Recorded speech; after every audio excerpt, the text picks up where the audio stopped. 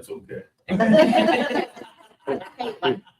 He's in the witness protection program. I have no idea. All right. Yeah. Wow, this is pretty spectacular. Yes, it is. So I went to a church service this morning, and it was 2.5 hours long. And I preached for an hour, so get ready. I'm coming home. Means he's tired. Yeah, it's been really great. It's been really great. So, but I am ready to come home. So am I. Yeah. So I really don't have anything planned. I just thought, thought it would be good to just check in and just talk to you. Some of you I've communicated with, but it's been an amazing week. We had a little problems, as some of you know, getting here, which all turned out fine. The passion of these people is totally amazing. They are very poor. They don't live paycheck to paycheck. They live day to day. And after church today, we went over to the pastor's house for lunch, and he lives in a, I don't know how to describe it. He lives in a concrete hut, and his wife put on an amazing African meal and had chicken wings. I felt like I was, at home, only the chicken wings were better than I've ever seen or ever had. And the service was amazing. And I went on a safari yesterday, and I saw all kinds of animals, not elephants, rhinos and zebras and impalas and baboons and monkeys and water buffalo. And we even saw 3 lions that were asleep, and they didn't move when we were within 10 feet of them. And I kind of felt like being in a zoo with these little kids, because they just stare at you. They stare at me, and they just really have a passion for Jesus. And it's just been overwhelmingly wonderful to be here. And it's just been amazing. Tomorrow we start with a new class. The new class is starting out on their 3-year journey of the program.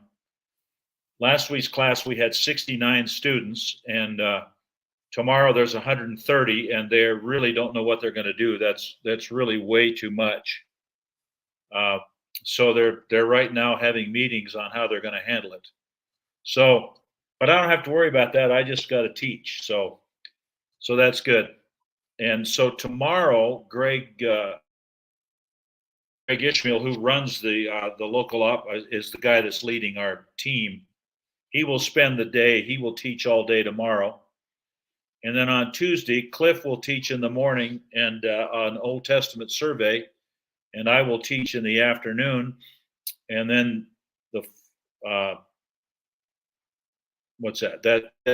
morning, I'll do interpretation. We'll end Thursday with the preaching part, teaching them how to write a sermon. And then Friday, there is a local Kenyan woman that has an amazing story of abandonment as a little girl and surviving and coming to Christ, and has got a degree from the university in counseling. And I think she's going to tell her story, and that'll close it out. And then on Saturday morning, we will leave here about 9 in the morning, and we will go back to Nairobi. So that's kind of what's going on. Do you have any questions or anything? I've enjoyed some of the videos that you've been sharing. Yeah. Like the one where you said Yeah. you'll never complain about road construction. Oh, you cannot believe the traffic and the way they drive. It's exciting. I will say this. So the trip from Nairobi to Nakuru is about 4 hours. I don't think it's more than 100 miles, but it's 4 hours. And everybody on the highway has the right of way.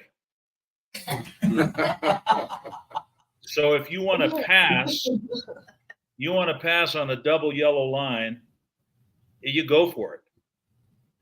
And the cars that are coming to you, they kind of go in the ditch if they have to avoid you, and then the car will slow down so you can drive back or dive back in. And I've got some videos of those that I didn't post. And I was telling the people, I said, because Beth is always, I see you over there on the side. When someone crosses the line a mile ahead, she gets all upset. Well, I mean, they're coming at you. Trucks are coming at you. Then the next thing you know, there's a car passing you in the ditch on the left, because they drive on the left side of the road. There'll be a car passing you on the left and a motorcycle passing you on the right. And it's quite a ride. So I like this place. So you told me for reason you haven't been able to get out and walk because they told you it was not safe, not because it was a bad area, but because for your safety, the traffic, right? The traffic is bad, and it's not really a safe area. Every house and every business, including this hotel, has razor wire everywhere, because there is the rich area, and then everything else is abject poverty. I've never seen anything like it before. So you're right. It is the traffic that's the issue, and it is kind of dangerous. Although I probably would be okay. So we just stay in the hotel when we're here. And at the end of every day, I'm exhausted, and I was kind of wondering why I was exhausted. But we're at 6,000 feet here, and teaching wears you out. I taught all day on Friday, and the climate is like when I went on the safari yesterday. I put a hoodie on because it was cold, and then by later in the day, it's in the 80s. So and the buildings, of course, aren't air conditioned, and so it gets really hot, and it drains you. But I realized, well, you know what? It is 6,000 feet, so that's a factor too. Tell them about the vehicle that you were in for the safari. Yeah, it's I should send a picture of that too. It's like it's a van. It was kind of like the old Volkswagen bus, only it's not. I think it's a Toyota. It's pretty wide, and when they picked us up at the hotel, and they drive to the park, and when they get to the park, they lift the roof up, so you can stand and look out the through and look at the air. You know what I'm saying? Stand up. I'm not being very clear, am I? No. The roof lifts up 3 feet, and you can look out all around. It's in the air, and it's the air is blowing. So yeah, you've got great views of the animals. That's cool. So yeah. What is the feeling spiritually? I knew a couple of students from Africa that were at seminary, and they said that it wasn't like America where you had a church every 50 feet, right? And the ground there was not consecrated, and that there was just an evil feeling. They said you could feel the evilness in a lot of places. Do you sense that at all? No, actually, Kenya has a Christianity a lot like America does. It's Christian name, but there's a lot of corruption in Christianity. There's a lot of false prophets in Christianity. There are roundabouts. I noticed one of the roundabouts we went by, there'll be a sign on it that says Jesus loves you, and they'll have those kinds of things. But it's really a mixture of just like we have in the States, where you have these prophets that are deceiving the people in the name of Christianity, and they're getting wealthy because they're promising the people something. If they give money or they follow them. So I don't sense evil. There is almost a church on every corner. In fact, where the churches that we go to teach, Nakuru has paved streets, and the main roads are fairly good. But we're getting off the main roads and going on dirt roads, climbing up way up in the hillside. And as you're climbing up the hillside through these little, and they have these little communities, you wouldn't even notice a community, but they're a little wide spot in the road. And there'll be 2 or 3 churches right there. There was a Catholic church, and there's the names are different. I can't think of an example, but they're like, the Holy Spirit Church or something like that. So they have kind of different names than we do. Where were the students that you talked to from, Dan? I don't recall which part of Africa they were from, but they were there. I do recall them saying it was a largely Muslim population where they were. Okay.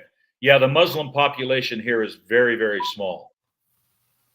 And as you move north of Kenya is South Sudan, which I didn't realize is just a fairly new country and is under tremendous turmoil. It's the Christian part of Sudan, and the north is over religion, and it started a new country, and then that's in absolute turmoil. So,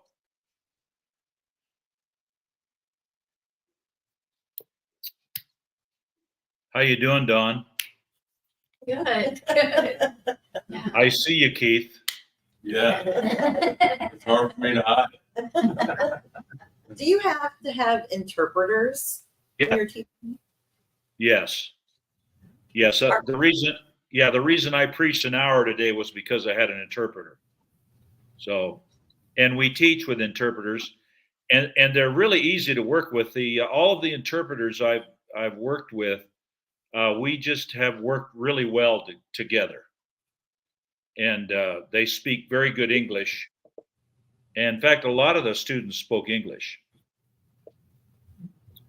but Swahili is their main language. Or it's a dual language nation, English and Swahili. So Do they think you're funny? What? Do they think you're funny?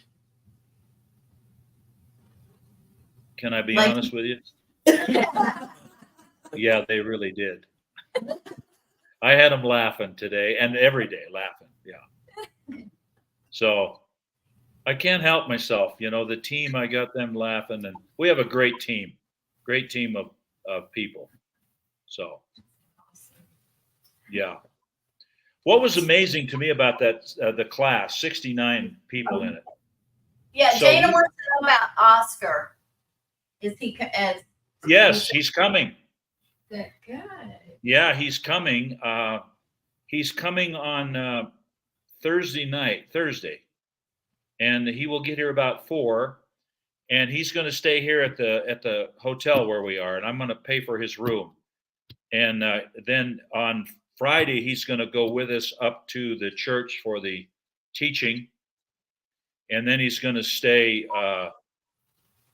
Friday night and then go home on Saturday. So yes, he's coming. Good. Yeah. This hotel is it's a nice hotel for a third world country. It's got the shower doesn't have a hot water tank. It has a heater on the shower head, so it heats the water as you're taking the shower, and it works pretty well. There's no air conditioning in it. The room is comfortable. It's really nice.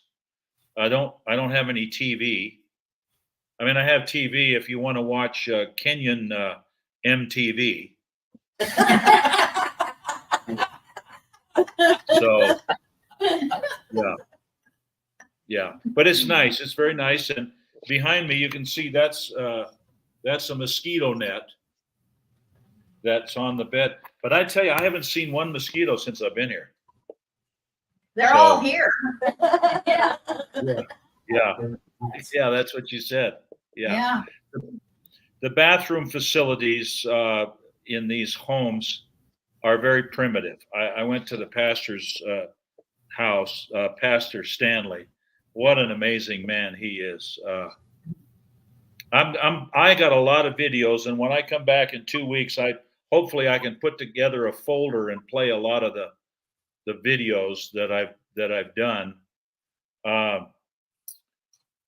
He's an amazing man. He told me his story. He was drinking alcohol at 9 or 10 years old, and he got kicked out of school, and he was walking along one day, and he heard the music from a church, and he went in. I think he was 12 or 13, maybe 14 if I remember right. And he went in and he heard the preacher preached on the prodigal son, and he came to Christ. And he just has a passion. And if you saw the picture on Facebook of the 3 pastors that are here that are part of what they call the administrative team, they all dress very sharply, and they have very limited money, but when they dress up for church, they dress up for church. And the women have beautiful dresses on, and the men wear suits, and it's kind of the English influence on them from the colony days. So Austin, who I shot the video of, that wants to be the Texan, he gets up and he's got a great sense of humor. He says, here we are, we wear a tie and we drink tea because of the English. Otherwise, we wouldn't have either one. So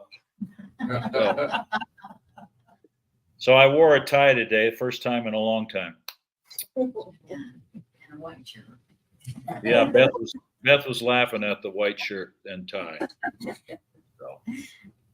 So have you been drinking a lot of tea? Yes. Well, we have tea every day, and it's English tea, with the milk and the sugar. So, not a huge fan of it, but it's okay. Yeah. I drink a lot of this. Water. Yeah. So I have to brush my teeth with bottled water and all that kind of stuff. The food is okay. It's kind of bland, but it's okay. There's a lot of starch to it. The pastor's wife today put on a feed that was really good. There was all kinds of. She had, like I said earlier, chicken wings and just a lot of good food. But it's kind of bland, and I've already got the menu. I told Beth the menu when I get home, so it's going to have a lot of beef. He wants a pot roast. We have a restaurant close by. There's a mall right nearby us here, and we don't walk to it because it's not safe. It's surrounded by poverty, but it's a place where the richer people of the community come in their Mercedes and their BMWs and their fancy cars. And there's a restaurant there that we've been to 3 or 4 times, and it's pretty Western in its menu. I had a pizza yesterday that was very good. So, but you sit down and you eat what they put in front of you, and because you don't want to insult them, and it's not terrible food, but yeah. Anyway. Well, what is their system of government there? Is it dictatorship or what is it? No, I think it's not a dictatorship. No, I think it's a parliamentary. They have a president. That's a good question. I'm not sure exactly, but it's not a dictatorship. But they're very upset with the president. I think he used So what's new, right? But he does apparently did like a lot of politicians. They embrace Christianity to get elected. They try to get the churches involved, and then when they get in there, I think there's a lot of corruption and there's a lot of unrest here.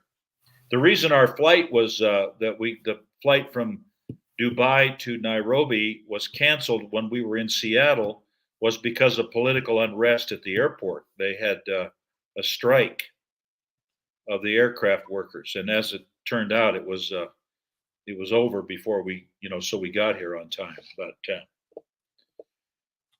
so they have a president, and they're elected every 5 years. But I think it's parliamentary. I think. So there's no state religion then. They have the freedom to choose. No, there's no state religion. No. But there's a highly Christian influence. There's Christian on everything when you drive around town. Yeah.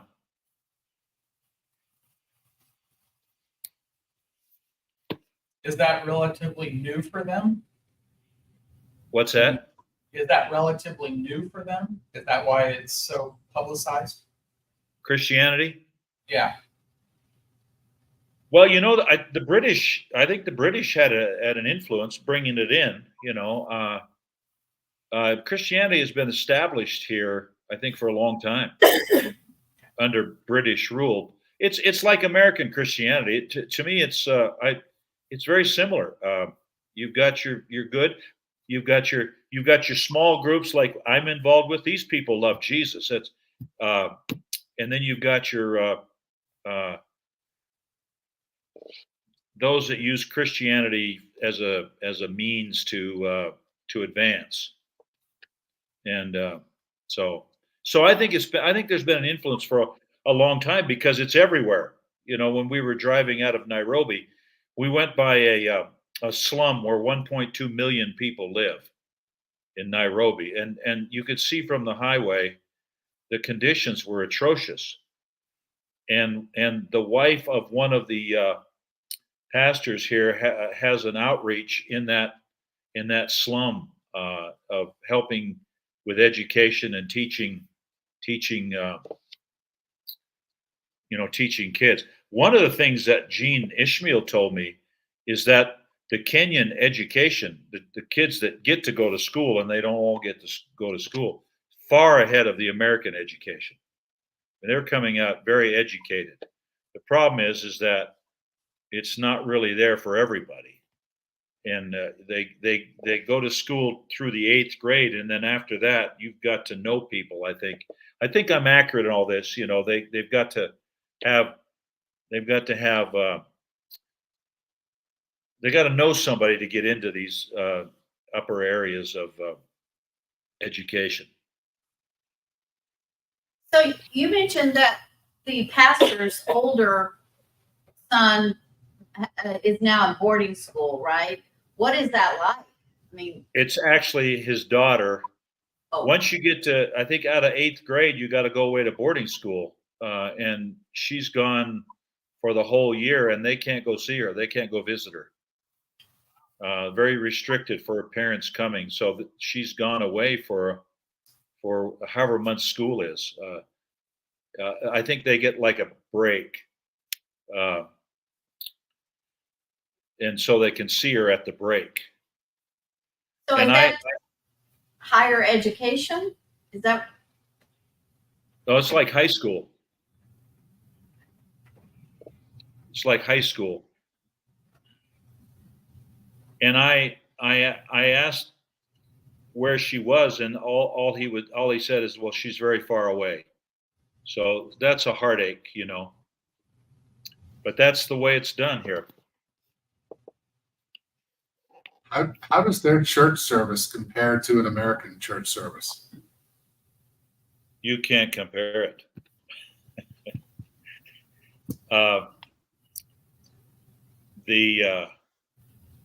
They dance, they sing, they jump up and down, and it's genuine worship, you know, and it goes on. It goes on for a couple hours.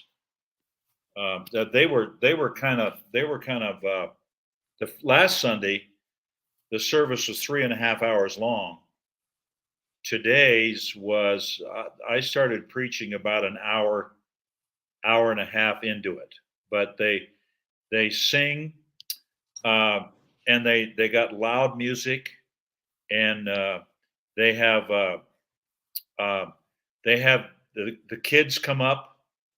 The 2 Sundays I was there, the kids come up and put on a program, and they sing and they dance, and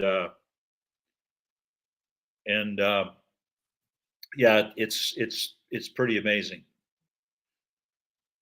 But to me, what makes it special is, you know, I think in a lot of churches where there's a lot of music and stuff, it seems like it's a show sometimes.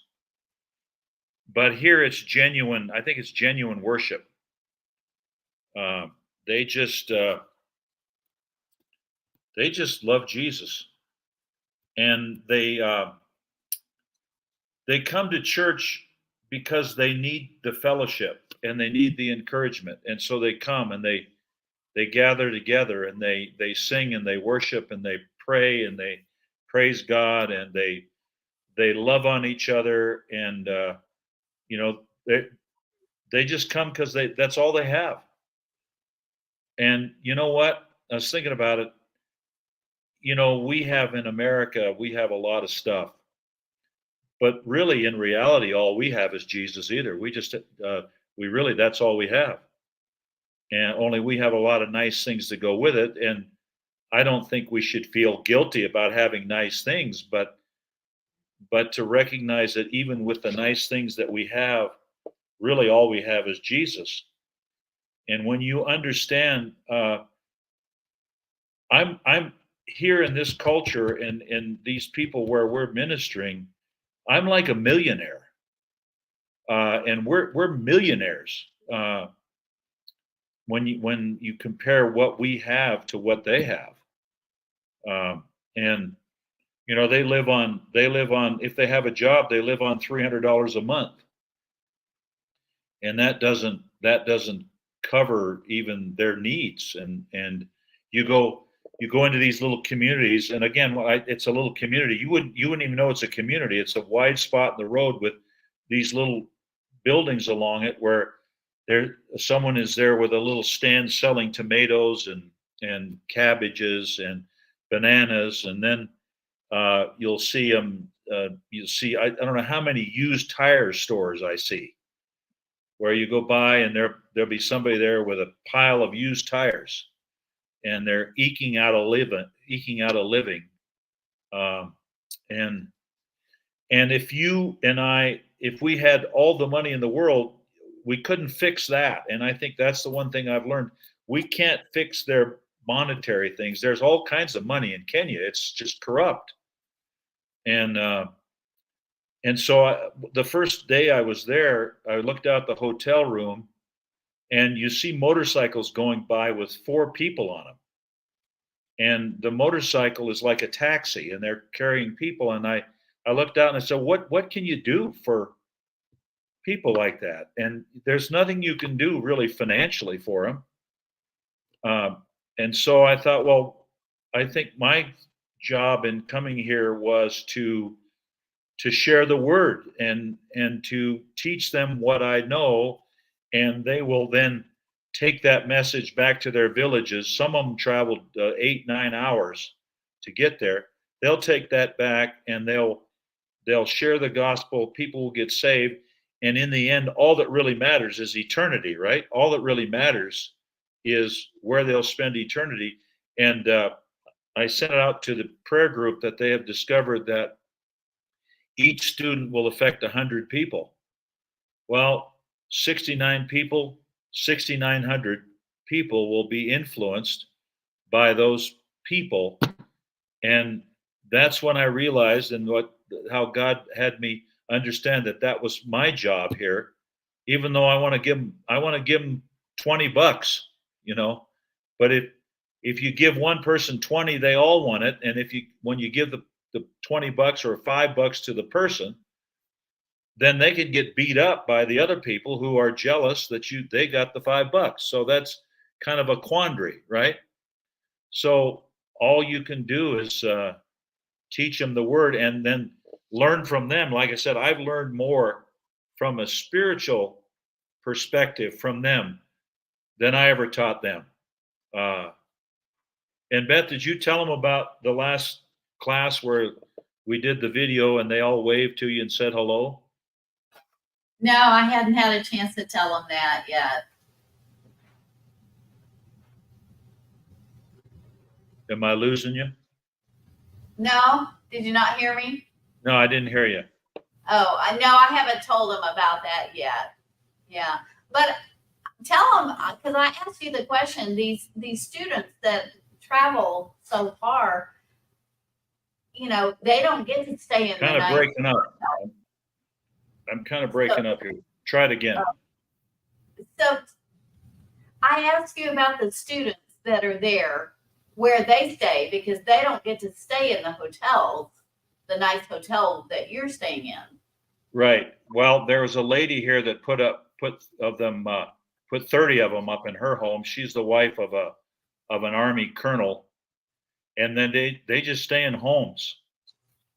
They just stay in homes. People open their homes to them, and they walk to class.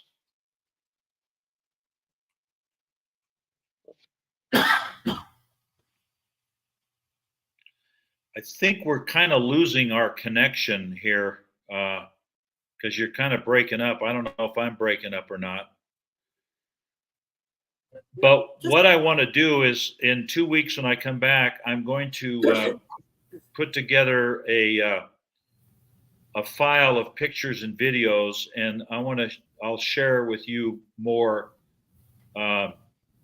what's happened here. So I love you all. I miss you all very much. I'd like to pray and then say goodbye. And I do. I miss you all, and I can't tell you how much I love all of you, and I just appreciate you and all of the many people who watch. I monitored again. We're 300 and 400 people are watching, and I feel very honored about that number. I would say this, we don't look at church attendance as legalism, and I don't want to guilt people, but these people come to church because they need fellowship. And I would say to anyone out there watching that have become disillusioned with church, and I understand why, find some place where you can go and fellowship with people. Give it another chance. You're never going to find a perfect group. Our little group at CTK here, we don't have any programs. And if you're looking for programs, we have great churches in Wilmington that have great children's programs and youth programs where you can take your kids. I think of Calvary Baptist out on the west side, Bible Baptist, Dove Church. There are other churches in the area, Faith Family, that offer great programs for your children. And and you know, we don't offer those things. We're a little bit different. But I find can surround yourself with people who love Jesus.